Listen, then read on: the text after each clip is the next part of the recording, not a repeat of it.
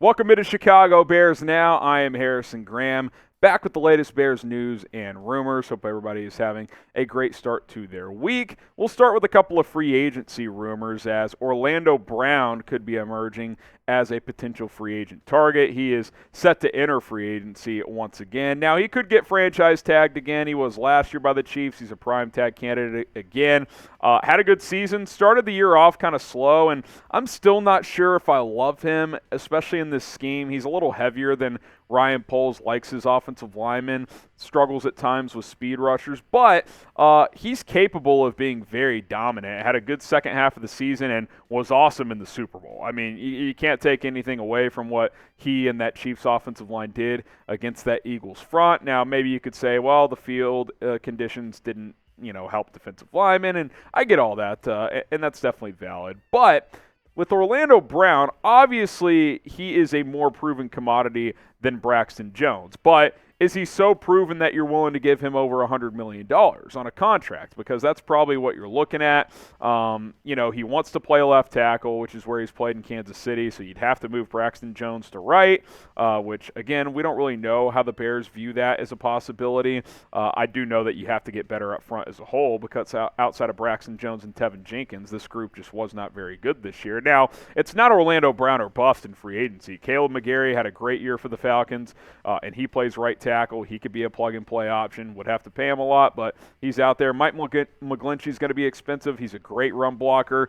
Kind of hit and miss in the pass-blocking game, but he's pretty solid. Jawan Taylor had a breakout year for Jacksonville. He could get priced out of the Jags' price range. Bears lead the NFL in cap space, so he's an option. Cheaper option, Andrew Wiley, who played right tackle for the Chiefs all year. He's an experienced player. He's played tackle and guard, has that versatility. Could be a cheaper option for Chicago. And like Orlando Brown, Ryan Poles would have familiarity with him because he was in that Chiefs front office. I think the better scenario is signing or drafting a right tackle and keeping Braxton Jones at left tackle. That feels more likely. That feels like the safer route. Like, what if you move Braxton Jones to right tackle and it's like restarting with him? Like, he's just not able to handle it. Now, left tackle is an easier position, but it's still something new you would have to learn. So I do think that's a risk if you do end up going that route. Now, pick an offensive tackle. If all four of these guys hit free agency and were not franchise tagged, and you would simply just have to sign them, who would you rather have the most? Type OB for Orlando Brown Jr., type KM for Caleb McGarry, MM for Mike McGlinchey, or you can type JT for Jawan Taylor. Next up in our free agency section of the show, how about Mike Gesicki? Could he be a free agent target? Report out of around the NFL during Super Bowl week was that Gesicki has emerged as a hot name. He's a hot name right now, not expected to re-sign with Miami. I talked to Will Scott, our Dolphins Today host, and he said no chance that the Dolphins bring him back. Just not a great fit in that scheme with Mike McDaniel because they want tight ends who could block. And Gesicki's not really a tight end. He's really a big slot. 2,600 yards, 18 touchdowns in his career.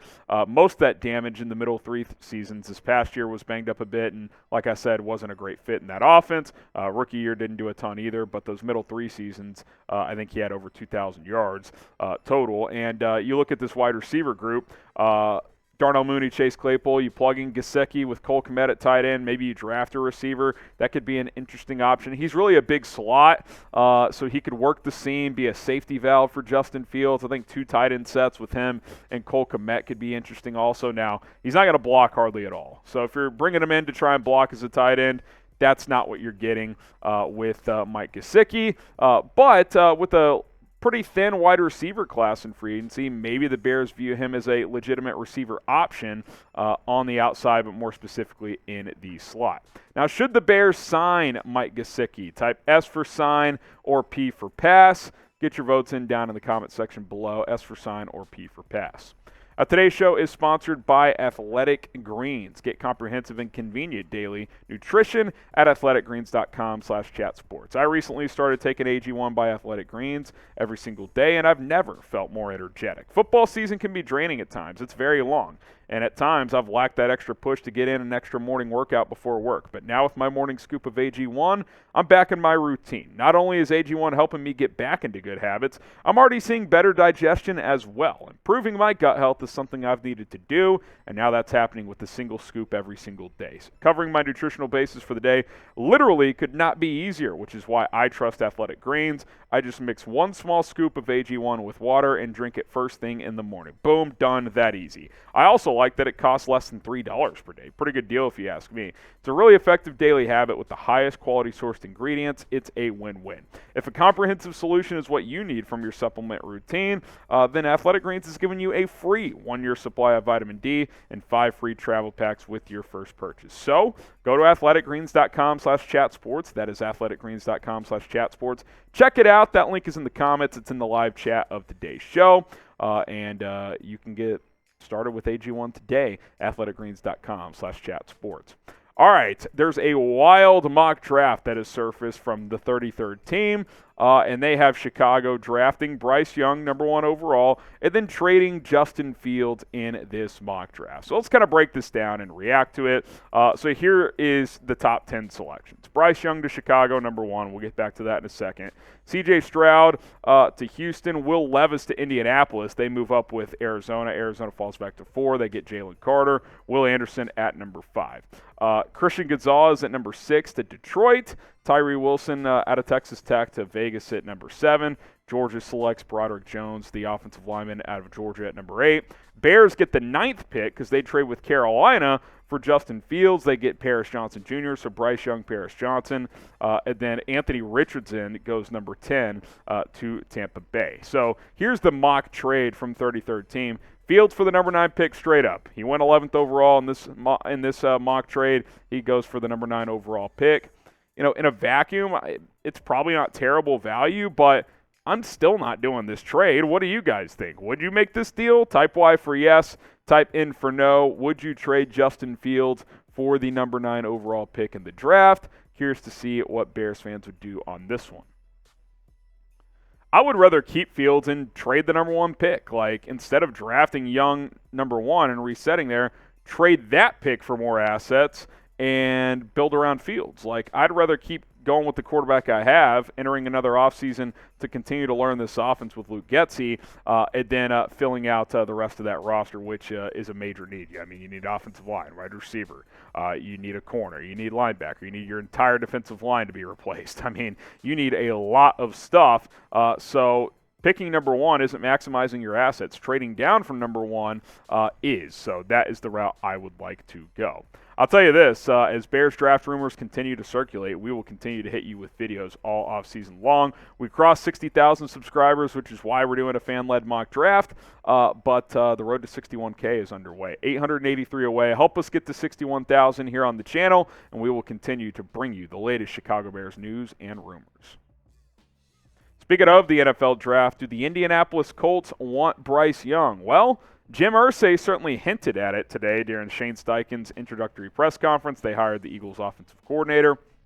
And, of course, the Colts have been linked to trading up, and they've been linked to, drafting quarterbacks because they've had these Band-Aid quarterbacks for years since Andrew Luck. So it seems likely that they will draft a QB prospect this year. And Jim Irsay, I don't know if he let it slip or if it was intentional. He said, that Alabama guy doesn't look bad, I'll tell you. So obviously referring to Bryce Young as a potential option for Indianapolis. Now, you look at his career stats, primarily the past 2 years he put up these numbers. Great college career, right? 66%, 8,358 yards, 80 touchdowns, 12 picks, has some mobility. Bryce Young's a good prospect now. He's under 6 foot. He's well under 200 pounds. I'll tell you this, though. Ryan Poles is loving life because if you're Indianapolis and you want Bryce Young, you're going to have to go up and get him and potentially trade with the number 1 pick to leapfrog their division rival, the Houston Texans. So I expect the Bears to get a lot of trade offers, and I think they'll get at least one that they like, which causes them to trade down. All right, we've talked about this before. I want to talk about it again.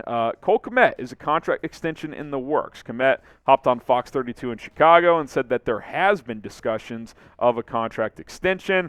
He said, quote, "This is my hometown team. I love it here," which is nice to see. I do think Kmet likes being a Chicago Bear. And Ryan Poles spoke glowingly of the tight end after the season and for good reason. He's put together back-to-back good seasons now where, last year he didn't have a touchdown, but this year, even though the catches and yards slightly went down, had 7 touchdowns.